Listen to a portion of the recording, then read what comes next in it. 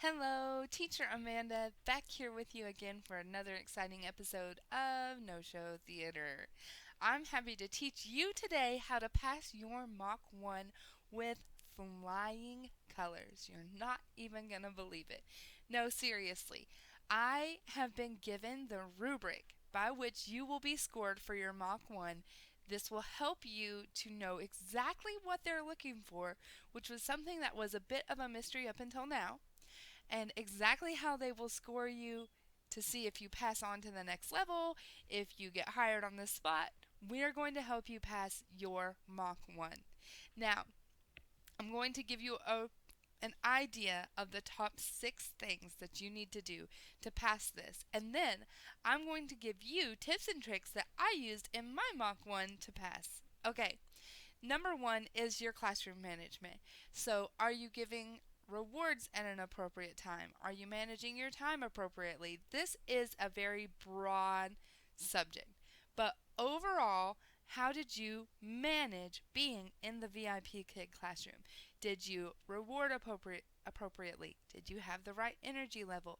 Did you pace correctly? Did you have a positive rapport with the student? Did you nail your objectives? Now, those are the things I'm going to be discussing, but number 1 is how you manage that classroom. So, that's an overall. Number 2, how did you plan for your interview? I really feel like this is the part where people make mistakes. I know that it seems like a lot when you're not getting paid to do the job, to spend so much time preparing for the job. But you have to understand this interview process is a unique one, being that they are not meeting you in person, they do not know you. How are you going to show them that you're going to be right for them? So, yes, it does take a lot of prep work. I feel like the people who have done the best in the interview process are those who have spent an absorbent amount of time prepping for the lesson. So, watching this video, that's good prep. You did a good job.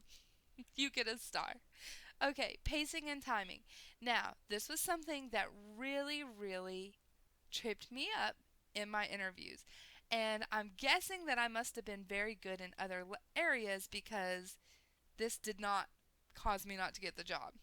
But it could have, because that was my worst thing, was figuring out how to pace the lesson so that I spent, the 25 minutes and not over, because the parents are very concerned about whether or not you're going to complete the lesson, because the kid will move on to the next lesson whether or not you finish it completely, unless it's a big problem and you have to email people and it's a whole thing. So it's just best to finish the lesson and pace yourself appropriately. Now, the suggestion is about a minute per slide, but there are slides that are review. There are hello and goodbye slides.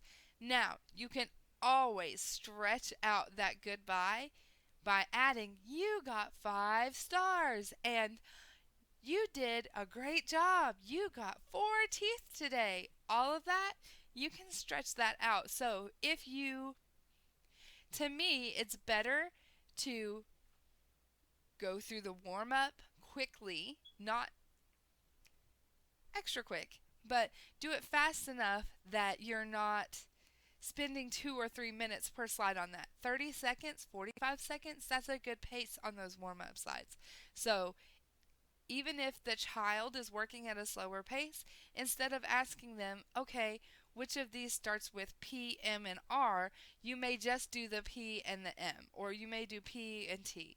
Just pick 2 and review those quickly. It doesn't have to be super in depth on those. Okay, number 4, rapport, positivity, openness. This is where I feel like I score my most points, which you can see I'm kind of just who I am. If it's on video or if it's in person, I'm a very positive, upbeat, happy person, and I can create a rapport easily on camera because I spent time working on camera for YouTube. So, if you're not comfortable with the camera, maybe that's something that you could do is practice, make small videos, do whatever you have to do, and make sure that you're comfortable and open and that you're able to make the interviewer feel comfortable and, well, a child is a little bit easier, so maybe pretend that you're talking to a child. Just get comfortable with that. It is a unique classroom,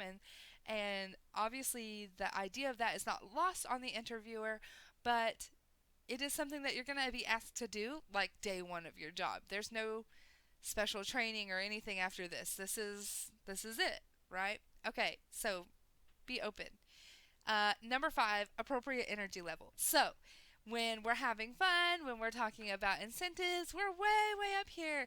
Oh, you did a great job. Blah, blah, blah, blah. So we're way up here, but there are times when you want to adjust the energy level for what's going on. So yes, we're having fun, but we're also learning.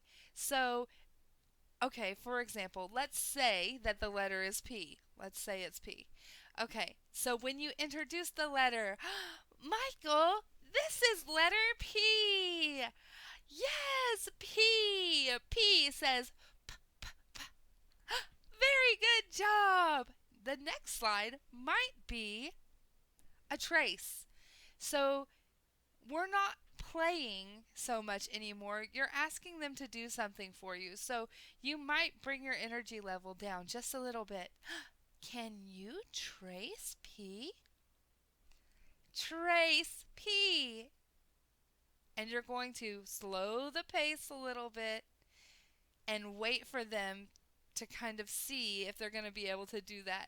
If they're not, you can actually have, I don't have a P flashcard out. The flashcard, can you trace? Trace P. Or you can write it on your whiteboard. So that actually goes into the planning and prep that I talked about earlier. I had several pieces of laminated paper prepared for my interview. That way I wasn't fumbling with the whiteboard to write them down. Now, you don't have to do that. It is perfectly normal and expected that you would write on a whiteboard in the classroom during the class. The big thing is that you kind of have to show them what you're doing. I'm going to show you what it looks like if I'm writing on the whiteboard during class. Oh, hello. I didn't see you there.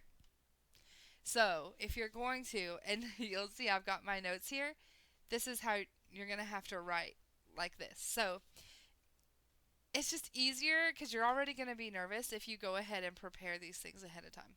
So that's just my advice on that. Okay, the other thing, and I feel like this is like one of the most important things, which they're all important, but nail the objectives. Now, when you get your Mach 1 interview material, they are going to give you the objectives in a separate document.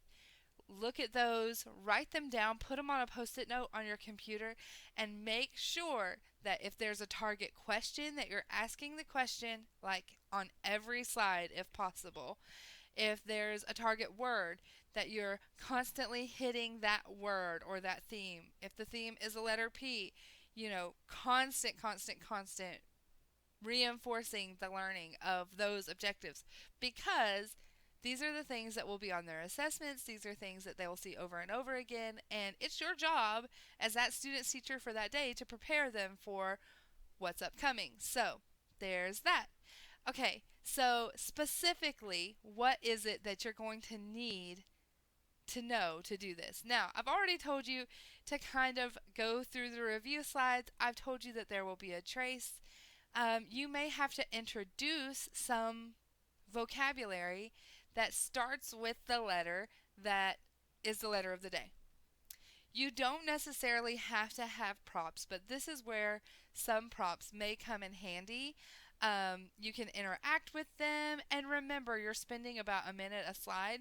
So I'm not going to introduce Panda for 5 minutes. Actually, if your pacing is a little bit slow up until this point, when you introduce the animals, you can kind of hurry these along, maybe 30, 45 seconds. Panda starts with P. Panda. Hi, Panda. Hi, Panda. Good job. And then just move on. Pepper starts with P. Can you say pepper? Yes, good job. Pepper.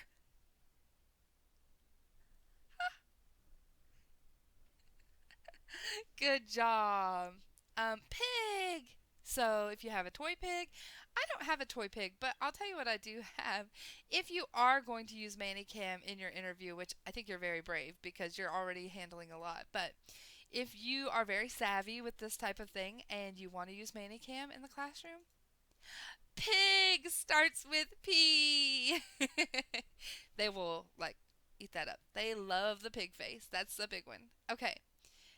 The other thing is when you start activity time, you want to do very high energy. Now, we don't actually have activity time in the VIPK classroom. But I mean, it's there, but we don't actually like make a big deal about it. There's no activity time slide or anything like that. But it is a way to show your enthusiasm and energy to the interviewer. So you're going to make a big deal. Yeah, activity time, or come up with a song or whatever you want to do. This is also a place to catch up with time, okay? Or to draw it out. Activity time, do do do do.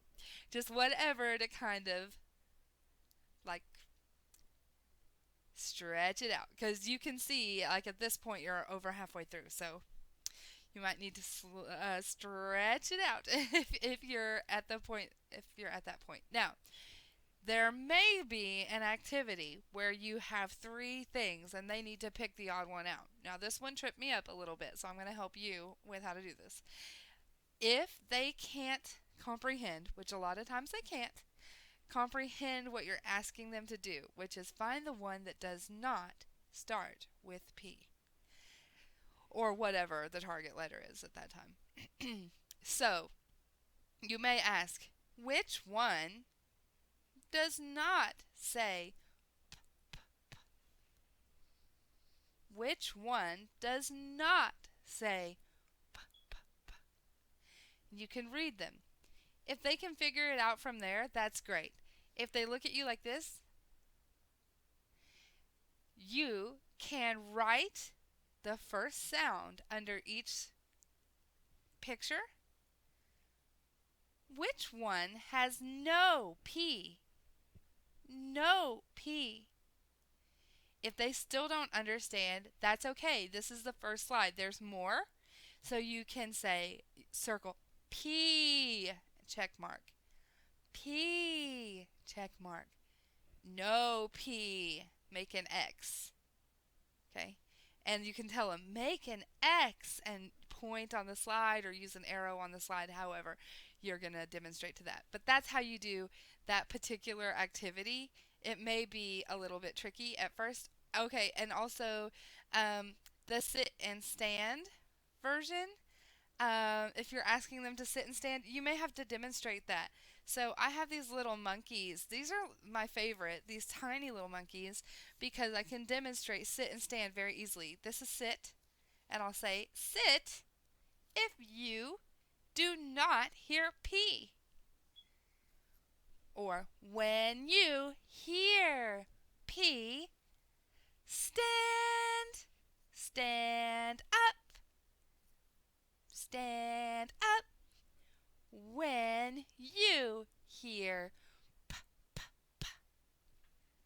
That's how you would demonstrate stand up. So use a toy or something to demonstrate stand up. Now, if you choose to modify this slide so you don't have to explain stand up, sit down, let's say you're out of time, you could also say, just modify it. Circle the one that starts with P. You could do that. If you're out of time and you don't have time to explain stand up, sit down, and you're trying to complete your objectives, that's okay too. I think that's what I did during my interview. Anyway, don't forget the things that I had mentioned in my How to Pass Your Interview video, which is like the TPR and the energy and the props. You're still going to use all of this, but I'm trying to give you really the main objectives of what they're looking for on their rubric, which Obviously, TPR is a big part of that, and I demonstrated that for you today. So don't forget. Don't forget your TPR. It's so important. Okay, guys, I will see you in the VIPKID classroom. Good luck with your Mach 1. Listen, use my referral link down below. You can comment here with your email, and I will help you get hired when you use my referral link. Thank you all so much. Don't forget to subscribe and like. See you next time. Bye-bye.